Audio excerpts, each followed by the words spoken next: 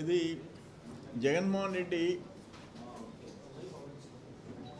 ఈ కరెంటు ఛార్జీల విషయంలో వైఎస్ఆర్ పార్టీ రోడ్లెక్కి ధర్నాలు చేయటం ఎట్టుందంటే నవ్విపోదురు కాక నాకేమన్నట్టుంది. వాళ్ళు జగన్మోహన్ రెడ్డి 1,29,000 కోట్ల భారంతో ఆయన రిటైర్ అయినాడు.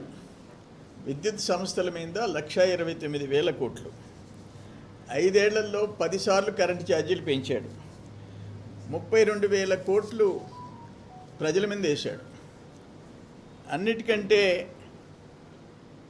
2014లో చంద్రబాబు నాయుడు గారు ముఖ్యమంత్రిగా ఈ బాధ్యతలు తీసుకునే నాటికి 22.5 మిలియన్ యూనిట్ల లోటు ఉంది. 22.5 మిలియన్ యూనిట్ల లోటు 2019కి మిగులు విద్యుత్ కింద చేశాడు. 2019కి చంద్రబాబు నాయుడు గారు ముఖ్యమంత్రిగా 5 ఏళ్లలో 22.5 మిలియన్ యూనిట్స్ లోటుని సర్ప్లస్ కింద చేశాడు. నేనేమంటాను, తమరు చేసిన పాపాలు మరో 30 ఏళ్ళు అనుభవించమన్నావు. సెకి 7,000 మెగావాట్లు యూనిట్ ₹2.49 అగ్రిమెంట్ చేశావు. పక్కన గుజరాత్ ₹99, 50 పైసలు తక్కువ.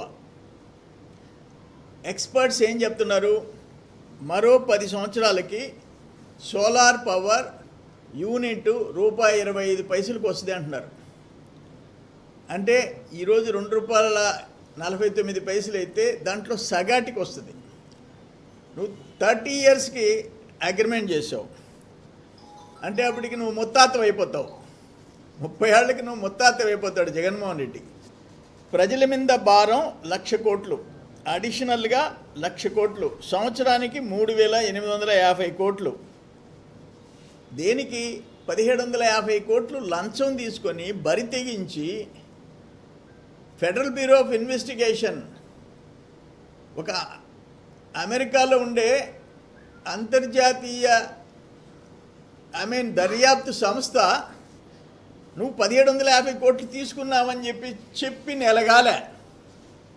సిగ్గున్నోళ్ళు అయితే ఒకవేళ జగన్మోహన్ రెడ్డి చెప్పినా మీ నాయకుల కన్నా, వైసీపీ నాయకుల కన్నా రోడ్డెక్కేదానికి సిగ్గుండాలి.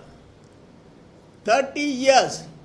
ఇప్పుడు పక్కన గుజరాత్ 50 పైసలు తక్కువ చేసుకుంటే నువ్వు 70 పైసలు 80 పైసలు తక్కువ చేయి అగ్రిమెంట్. గుజరాత్ ₹99 అయితే ₹2.49 50 పైసలకి ఎక్స్ట్రా చేసి 30 ఏళ్ళు అగ్రిమెంట్ చేసి క్యాబినెట్ అప్రూవల్ లేకుండా చేసి సిగ్గు శరం లేకుండా ఒక నోటోరియస్ కరప్ట్ లీడర్ కింద అంతర్జాతీయ స్థాయికి ఎదిగి ఈరోజు నీ మనుషులు వచ్చి రోడ్డు మీద తిరిగితే నువ్వు చేసిన పాపాలు విద్యుత్ సంస్థల మీద నువ్వు 49,000 కోట్లు అప్పులు చేసావు. 3 డిస్కాముల మీద 49,000 crores.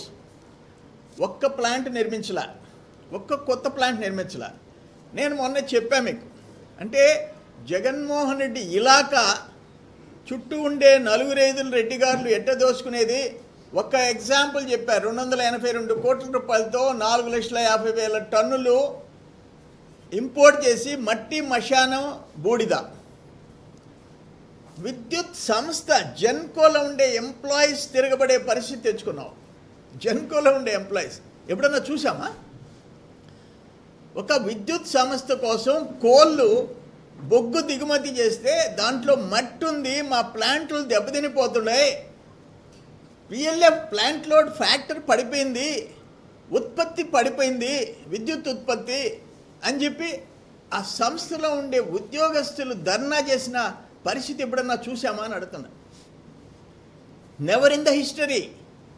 నీ కరప్షన్కి అక్కడ FBI దగ్గర నుంచి ఇక్కడ ఉండే జెన్కోలో, కృష్ణపట్నంలో ఉండే ఉద్యోగుల వరకు రోడ్డు ఎక్కారు. అయినా మీకేమీ సిగ్గు శరమ లేదు. స్మార్ట్ మీటర్స్ దేశం మొత్తం మీద smart meters agriculture smart metres.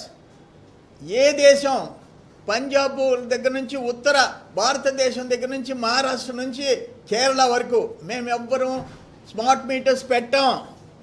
అక్కడ తెలంగాణ 24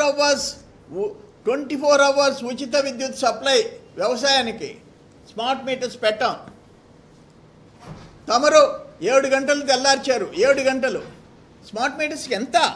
ఒక్క ఇళ్ళకి 10,000 కోట్లు. ఇళ్ళకి స్మార్ట్ మీటర్స్కి 10,000 కోట్లు, వ్యవసాయానికి 7,000 కోట్లు. మీకు ఆఖరాన రాజస్థాన్ స్మార్ట్ మీటర్ 7,943 రూపాయలు. చండీగఢ్ స్మార్ట్ మీటర్ 9,710 రూపాయలు. జగనన్న స్మార్ట్ మీటర్ 36,975 రూపాయలు. జగనన్న స్మార్ట్ మీటర్ 36,975 రూపాయలు. సిగ్గుతో తల దించుకోవాలయ్యా. నీ బోటోడిని ఒక చీఫ్ మినిస్టర్గా ఎన్నుకున్నందుకు ఆంధ్రప్రదేశ్ ప్రజలు జీవితకాలం బాధలు పడాలయ్యా. ఇంత భారీ అవినీతి పరుల్ని ఈ దేశంలో ఎక్కడన్నా చూసామా? ఫస్ట్ టైం ముఖ్యమంత్రి అయిన ఒక యంగ్ మ్యాన్, ఒక మాజీ ముఖ్యమంత్రి కొడుకు ఇంత బరి తెగించి, నీ తండ్రి ఉన్నప్పుడే బరి తెగించావు, ఇంకా నీకు ఛాన్స్ వచ్చింది, కొల్లగొట్టేసేసావు. అన్ని డిపార్ట్మెంట్స్ని, వ్యవస్థల్ని సర్వనాశనం చేసావు. నువ్వు మాట్లాడతావా అని అంటా నేను. మీరా ధర్నా చేసేది అంట. ఇప్పుడు దాన్ని ఎట్లా రివైవ్ చేయాలా? విద్యుత్ రంగాన్ని, ఎనర్జీ డిపార్ట్మెంట్ని ఎట్లా రివైవ్ చేసేసి ట్రాక్లో